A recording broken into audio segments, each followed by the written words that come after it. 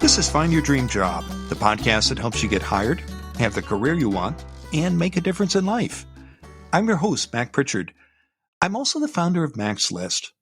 It's a job board in the Pacific Northwest that helps you find a fulfilling career. One of the best ways to get good at job hunting is to talk to people who do it well. That's why once a month, I interview a Mac's List reader who found a job they love. Our guest today is Jesse Friedman. He's the director of product marketing at Tremendous. It's an online platform that allows organizations to pay people around the world. Jesse Friedman believes in the power of LinkedIn. In a story you can find on the Mac's List website, Jesse says that his current employer found him using an AI bot.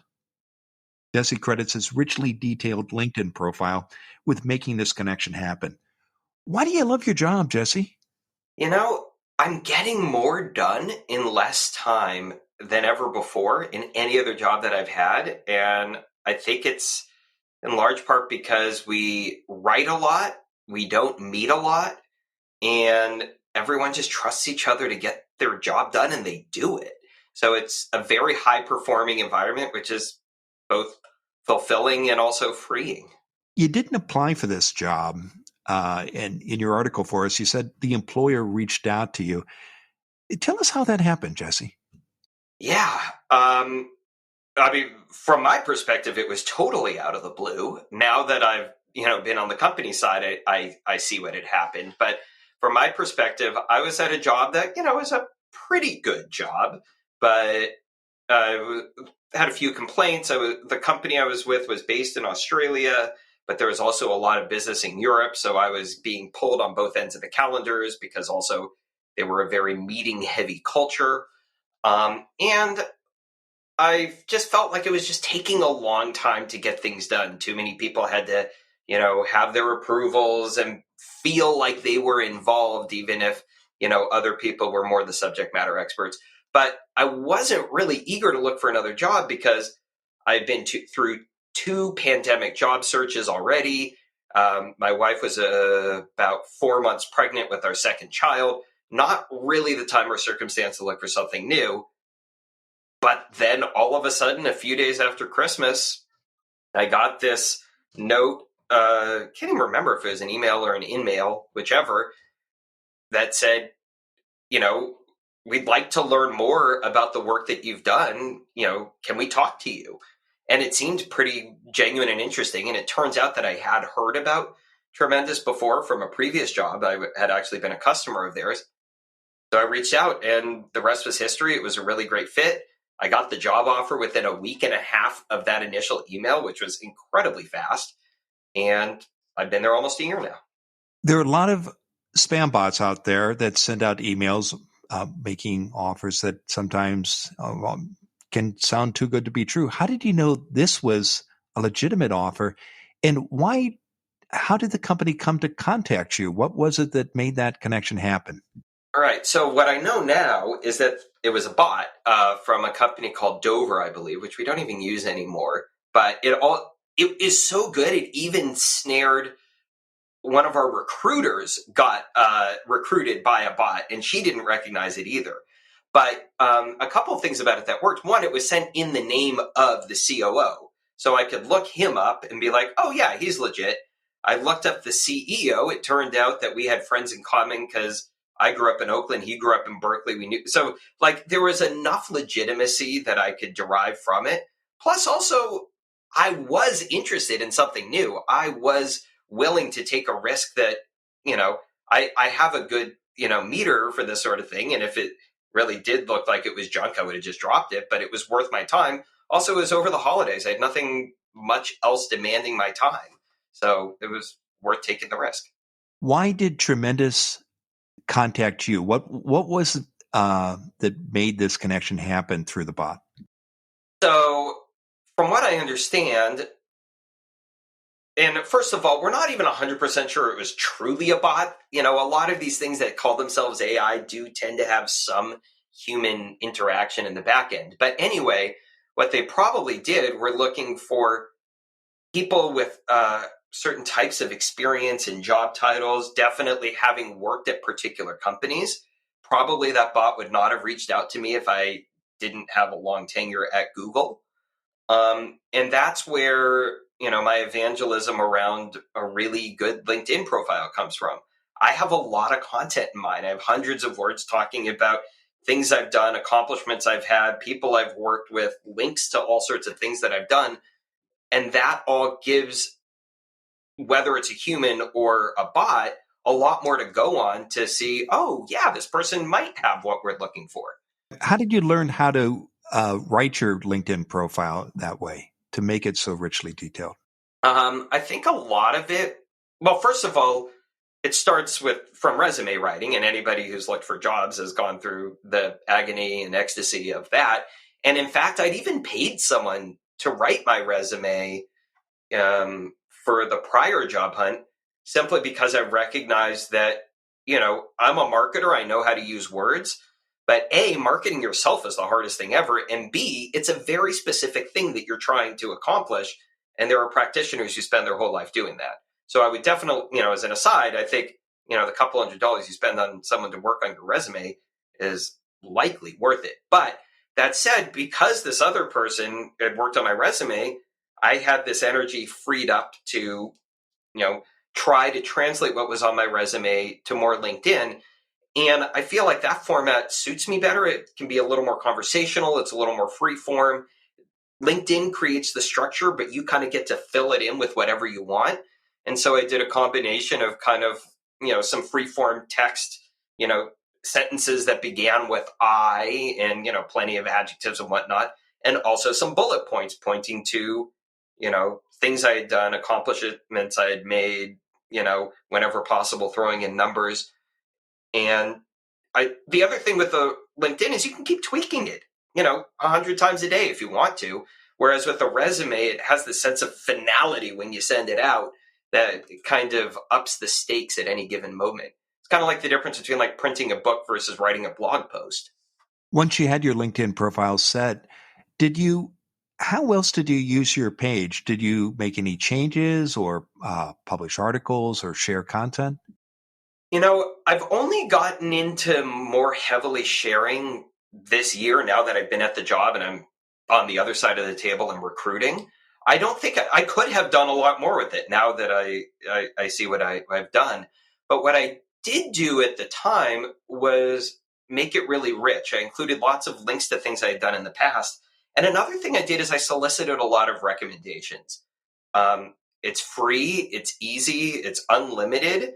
And hopefully if you've had a decent career, you'll have people who are more than happy to spend 10 minutes writing something nice about you that you then get to approve and put on there. And so I'd say, I think I even did get a few recommendations while I was at this other job still, just, as I was idly thinking about what might be next, and, couldn't have hurt and definitely was easy. And plus, it just makes you feel good to like reach out to someone you used to work with and have them say something nice about you. Tremendous is a virtual company. You're in Portland and your coworkers are all around the world. What was it like going through a virtual application and interviewing process? First of all, it was, compared to many other companies, it was just a lot more streamlined. Partly because just a smaller company, there's fewer people to be involved. At that point, my hiring manager was a co-founder, so it's not like things had to go any farther up the chain.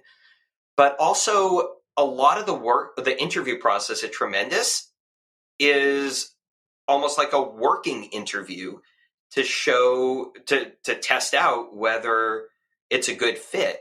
So my interview had two different working parts. There was a take-home part where I kind of analyzed some stuff that they sent me and wrote a document in response to that. And then there was a live session where they gave me a prompt that was based on the work I had done. And in fact, they set up a separate Slack channel just for that moment. So I was able to ping the guys now who hired me, as well as a few other people, to ask questions as I went along. And the whole point was to see, can I work in this, what we call semi-asynchronous environment, where a lot of the work is on your own reading and writing, but some of the work is real time, but none of it is in person. And so the interview process itself helped both me and the company grow confident that we could work together in this way. You mentioned earlier that you were working in another position that you had joined recently and earlier in your career had been at Google, but you changed a couple of times positions in the last 4 years. Why did you consider switching positions one more time? Well, I just hadn't hit the right thing, you know? A lot of my time at Google had been really good. So, I was there during what I would call the good old days when, it was just relatively smaller and had all the perks that it's famous for, without as much of kind of the anguish and the extreme scrutiny in the public eye. And nothing I had found brought me back to that sort of feeling of being, feeling that I was really enjoying my job, enjoying my coworkers, feeling invested in the decisions we were making. And I just knew through talking to other people who had what I would consider better jobs and just kind of what's out there, that something better could be out there. And that's why I was open to trying once more. And in fact, one of the pieces of feedback I got from my then hiring manager was we were kind of surprised to see where you had ended up after Google. It didn't seem like the right fit for somebody like you, which to me was all the more validating of feeling that it was worth one more go at it. What was the biggest concern of your hiring manager at Tremendous when considering your application? In fact, I think it was that. It's like, does this guy really know himself? Like, how could he have gone from, being at Google in a real place of strength and growth and all of this to these companies that didn't really seem like a great fit for his talents? And part of the answer was, being a parent of a young child in the pandemic, I was, kind of optimizing a little bit more for, stability than I was for a perfect fit. And thankfully, he was able to understand that and give me a chance to, and it really turned out to be the right fit. Well, finally, Jesse, what's your number one job hunting tip? Well, won't surprise you based on what I said before, and also what's in my article. Make the most of your LinkedIn. It's free. You can hack at it as much or as little as you want any given day, but it really is the place where, an employer, it's the first place they're going to look. So many of your colleagues are on there, past and present, and perhaps future. And it's a great canvas for showing off in text, with links, with images, and also with whatever thoughts you want to share, who you are. And, the extra bits that you can have there, such as recommendations, you can present a really rich idea of who you are and what you can offer. And along with that, whenever you're talking to someone about yourself, put your links to your LinkedIn there, put it in the footer of your email. If you're in a chat on Slack or some other social media with somebody, make it as easy as possible for someone to find their way to your LinkedIn, especially if you have a common name and it would be very hard for them to find you otherwise. As a hiring manager, I am surprised by how many people get in touch with me, but make me do the work of even finding the basics of who they are. Also include the resume if you've got it too. Just make it as easy as possible. But I still think that LinkedIn is, the easiest, most commonly accepted, and frankly, richest way to show who you are. Well, thank you for sharing your story, Jesse. To learn more about Jesse Friedman's job search, visit maxlist.org/stories. And check out the MaxList website for dozens of other success stories.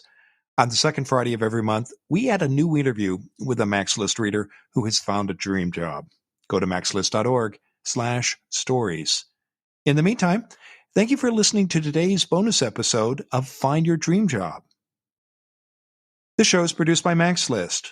Susan Thornton Hoff schedules our guests and writes our newsletter. Lisa Kislenberry Anderson manages our social media. Our sound engineer is Matt Fiorillo. Ryan Morrison at Podfly Productions edits the show. Dawn Mole creates our transcripts, and our music is by Freddie Trujillo. This is Mac Pritchard. See you next week.